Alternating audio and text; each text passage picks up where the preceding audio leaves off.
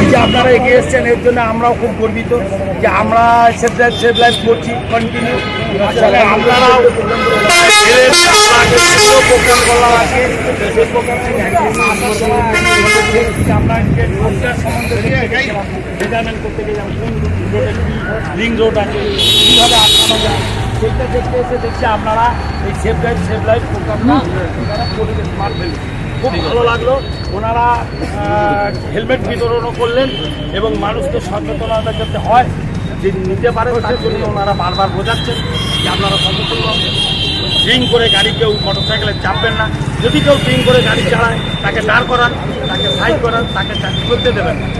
এবং এই যে ওনারা বলছেন এটার জন্য আমরা খুব বোধ করছি যে আমরা হয়তো প্রচারে বেরোতে একটু হলেও সাফল্য পেয়েছি যে আমাদের সাথে অনেকে সবাই এগিয়ে গেছে।